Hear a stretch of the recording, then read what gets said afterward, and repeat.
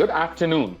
Welcome to this webinar on ISO 27001 2022 update, which covers the latest update on the ISO 27001 standard that was published in 2022. My name is Kishore Vaswani. I'm the Chief Strategy Officer of ControlCase, and I really appreciate the time you've taken today to attend this webinar on ISO 27001 by ControlCase. I'm joined here with Ricardo Pardo, who is a partner in the SOC and ISO group at ControlCase. Ricardo, if you'd like to introduce yourself. Wonderful. Thank you, Kishore. Welcome, everybody, to today's webinar. Today's a very interesting and much talked about update. So we look forward to having questions at the end of the session and seeing what we can do to help you get your certification. Thanks, Ricardo. A few housekeeping items before we get started. We expect the webinar to run somewhere between 20 to 30 minutes, and so we would have time for some questions, as Ricardo mentioned. Please put your questions in the questions window as we go through the webinar today, and we'll answer them in the order we receive them. For any questions that we are not able to get to, we will contact you after the webinar with the responses and/or the discussion as requested. A copy of these slides, as well as this webinar, will be available online at www.controlcase.com next week. And everybody on this call will also get a copy of these slides and a recording of this webinar for your reference. If you have any audio visual difficulties, please type them in the chat window and our moderators will attempt to solve that problem. As I said, as we go through today, please feel free to put any questions in the questions window. You can view this webinar or any of the other past webinars under the webinar section on our website at www.controlcase.com. That being said, let's go ahead and get started. Our agenda today is a brief introduction of ControlCase. I'll talk a little bit about the ISO family of standards and ISO certifications and compliance standards that you may have heard of. After that, Ricardo will talk briefly about how has traditionally companies gotten certified to the ISO 27001 standard. After that, he will dive right into the updates to 27001.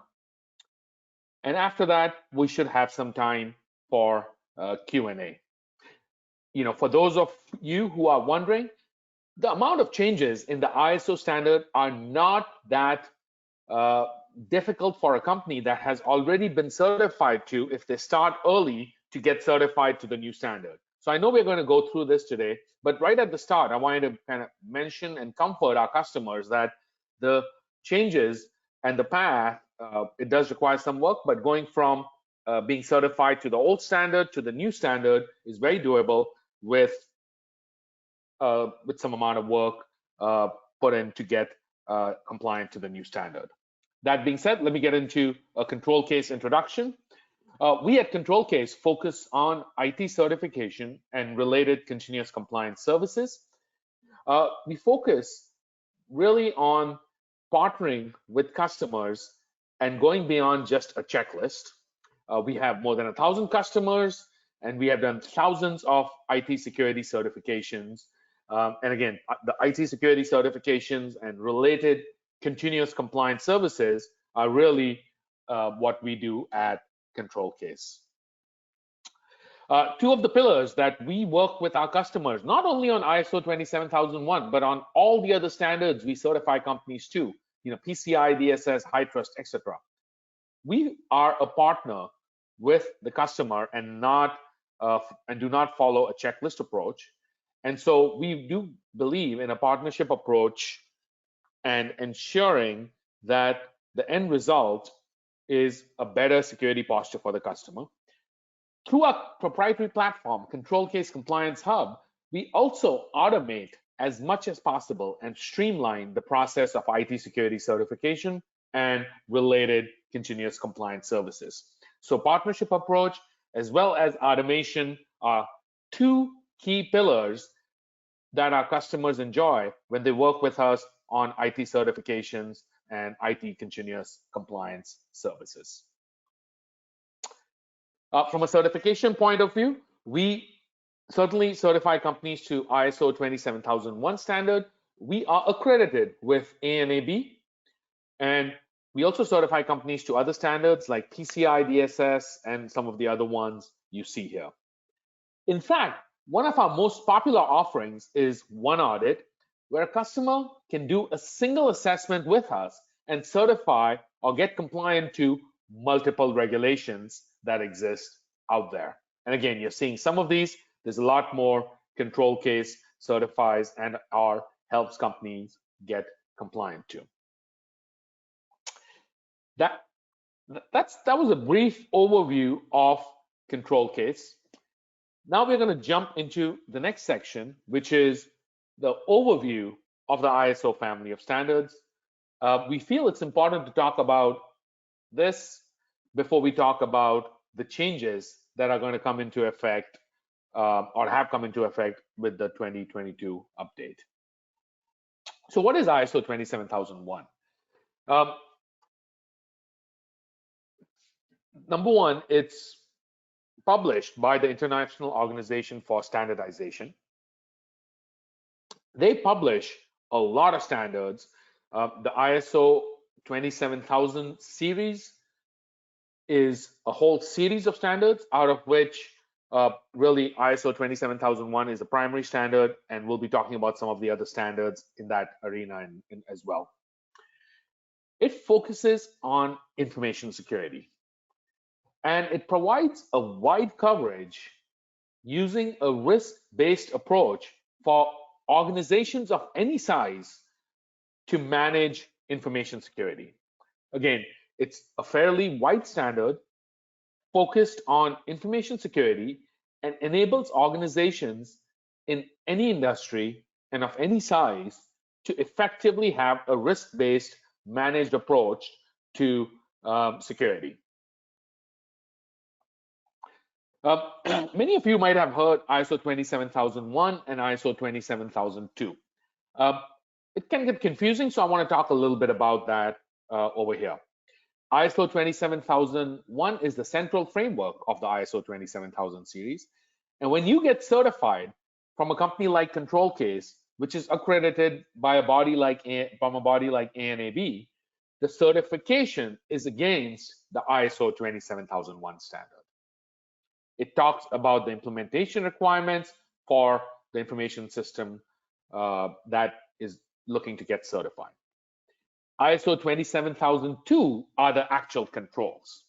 So the actual information security controls, and by that I mean things like access controls, physical security, configuration management, all of that are published in a supplementary standard called ISO 27002. Of course, they're very closely related. 27001 refers back to the 27002 control standards, but companies get certified to ISO 27001. Of course, if you're just looking to get compliant to controls, those have been published in 27002. You might have heard lately of something called ISO 27701. You know, we're not going to talk a lot about it today, but think of when we said ISO 27001 is an information security standard, it has a few extensions because information security has extended in the ecosystem today in various directions. And so ISO 27701 really focuses as a privacy extension to the ISO 27001 and 27002 standard and provides additional guidance for the protection of privacy. You know, privacy is gaining mainstream coverage and almost is very congruent to security, and hence the ISO 27701 is a very valuable privacy extension to the ISO 27001.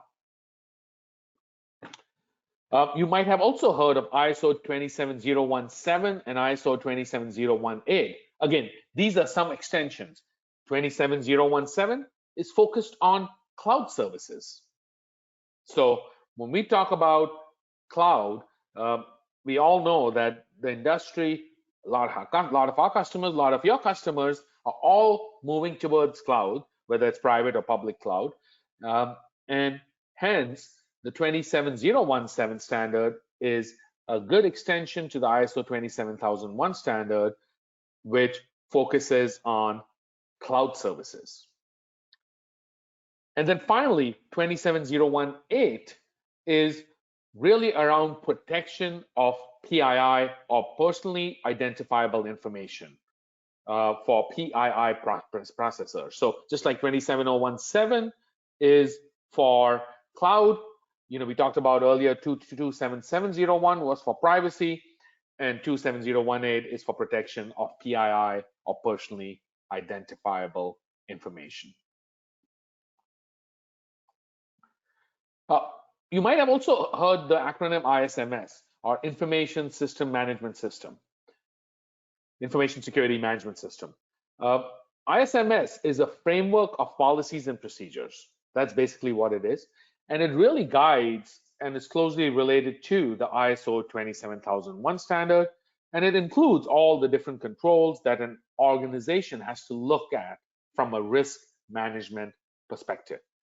So ISMS is very related to ISO 27001. You'll hear that terminology all the time, and it really stands for Information Security Management System. There are two things that companies traditionally do. One, they can be compliant, and that they can do themselves or use a consultant to help them do that. Or they can be certified. To be certified, you have to be certified by an organization that is accredited. ControlCase is accredited with multiple bodies, including ANAB, RVA, NABCB, and so we are accredited from multiple bodies. And so while companies can get compliant themselves, someone like ControlCase who's accredited to various bodies all over the world, would be able to actually certify you for the ISO 27001 standard. And then, before I turn it over to my colleague, Ricardo, who needs ISO 27001 certification?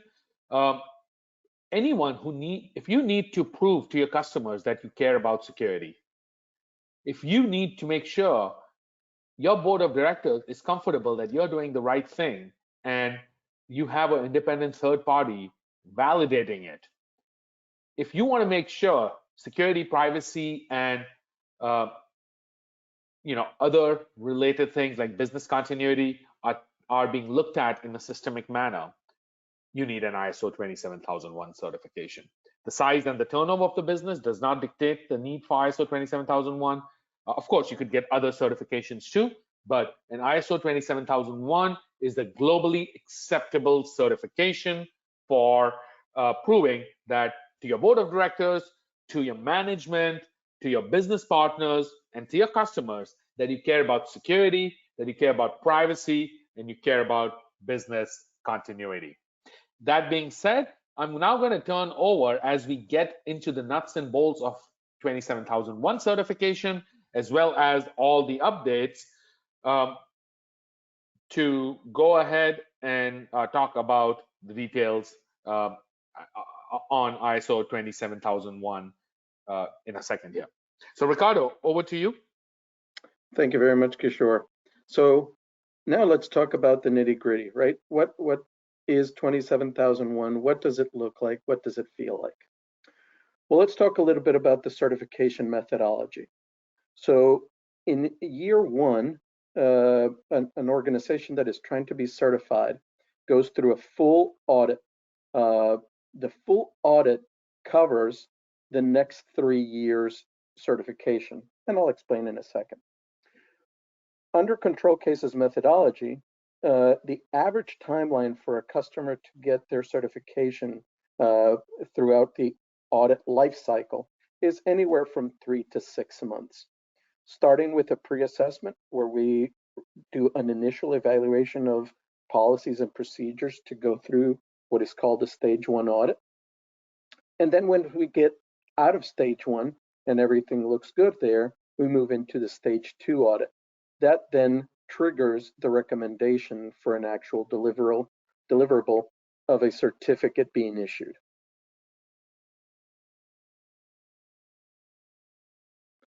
All right, how often do we need 27001? As I just mentioned, the certification is valid for 3 years. That full audit in the first year really covers the nuts and bolts, everything that is granular to your ISMS or 27001. After that, you're going to have surveillance audits in years 2 and 3.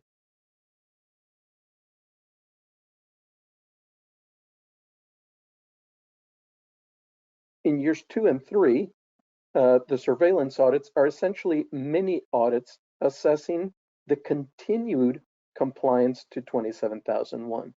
So remember, surveillance audits are not full system audits. They are really just validations that what was visualized, what was audited in year 1 under the full audit is still there and no changes have occurred. All right, now, what are the common challenges to ISO 27001, 27701? That comes in many flavors, but what we have seen from talking with customers in seeing the audits as they play out is items such as agreements not being properly formalized, the vendor management process not being adequately in place, vulnerability management not being done in a proper periodic method, patching of devices not being present. So these items are just challenges that present themselves, and the better you have a tight grip on these, the easier it's going to be for you to be able to meet the compliance piece of getting through a certification. So now, what we've all been here, what we came for today, what are the updates to 27001 2022? Essentially, the summary of changes are, there are no major changes, right? It's a version change. So substantively, you don't have to worry, just as my colleague Kishore said at the beginning of this webinar. You don't need to get worried. You don't need to feel overwhelmed. The mandatory clauses remain the same, 4 to 10. The wording on the standard has changed. For example, that certain implied requirements no longer are implied, they are requirements. They always were. Then Annex A has actually decreased the security controls from 114 to 93. Also, the domains are now 4 domains instead of the previous 14. They've been grouped to make real world understanding how they're tagged just makes it easier for you to be able to understand what they are. Organizational controls, people controls, physical controls, and technical controls. So now, what do those new controls really mean to you? While none of the old controls were necessarily deleted, many controls were merged, and we kind of get out a little bit of the archaic terminology and more into a modern one. This has reduced the overall number of the controls. So now, as I mentioned, there's 4 domains: organizational controls, people controls, physical controls, and technological controls. There are 11 new controls throughout the 27002 2022. These items include such as threat intelligence, information security for the use of cloud services. Never have we talked about cloud services, but they're prevalent in our marketplace now. Other things such as web filtering and secure coding, always been there, we really just didn't touch on them like we will now. So here are a couple of examples of how the old controls look, and then you have new implementation of controls. These are just some from the organizational controls, physical controls. And if you notice, in the when you purchase, I should say, I apologize. When you purchase the standard, you're going to see that, and this is actually a recommendation that everybody should do. When you go out to purchase the new version of the standard, you can purchase the standard by itself, or you can purchase for only a few more dollars the redlined version of the standard. I highly recommend that. And the reason for that is if you're coming from doing 27001, 2013, and you're moving into the 2022 version, you really want to understand what that net difference is. What is it that you need to do differently than what you're doing today? And this will help you understand that. What is the adoption timeline? Well, as of today, the new version is giving an implementation process through 2025, meaning that if you are currently 27001, 2013 certified, you can continue being so as long as you start working on your implementation of the new controls under the 2022 standard or the 2022 version. Any new audits that occur after October 2025 have to be against the old or the new version, sorry. Now, companies can also voluntarily choose to certify to 2022 essentially immediately, but it's more about getting things set up and ready for that, where ControlCase will be ready to start certifying organizations right around mid-2023. Yeah, and that's a point worth reiterating, that if our customers don't want to change anything until October 2025, except just prepare for the new version, that is completely fine. So for 3 years until October 2025, you could still be certified against the current version, but after October 2025, you must be certified against the new version. That's great. That was very helpful, Ricardo. Thank you. Thank you. Please go ahead.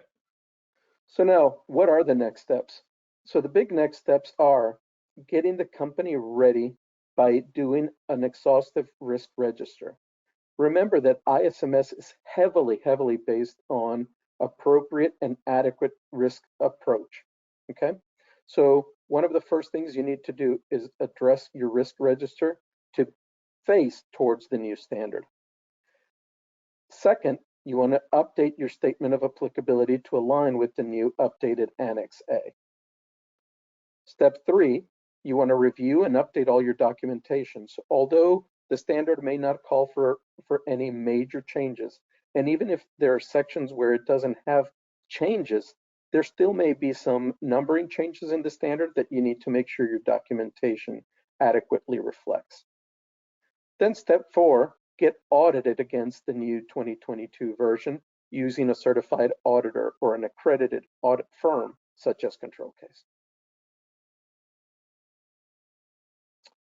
All right, so that gets us to the end of the session here, and we want to open it up now for some Q&A sessions. Kishore, do you want to go ahead? Yeah, absolutely. Thank you, Ricardo. That was very useful. Just as a summary, we talked about ISO 27001. We did say starting October 2025, the new standard is mandatory to be certified against if you're going for certification. The changes, there's some changes to terminology. Some things have been simplified, merged, but at an overall level, the net of really this webinar should be that our customers who are compliant and are certified to 27001, the older standard, will have to put in a little bit of effort, but it is not a mammoth effort to get to certifying against the new version. As Ricardo mentioned, we have a time today for a couple of more questions today, and the remaining that you have put in the questions window, we'll get back to you through email, or somebody will contact you to give you the response to that. The first question, maybe Ricardo, I'll give it to you. And the question is again around timelines and around, what can the company do now, and then what should the company do ideally once they are certified? Yep. So once they are certified, really the only changes that need to come are getting prepared for getting their risk register prepared, getting their SOA prepared, getting their documentation prepared. Looking at the standard side by side with your documentation, they should essentially be a one for one, right? So if you look at your documentation in-house, your risk register, your policies, your procedures, they should reflect the numbering sequence for the new standard. They should reflect the new wording that is required now, as opposed to implied.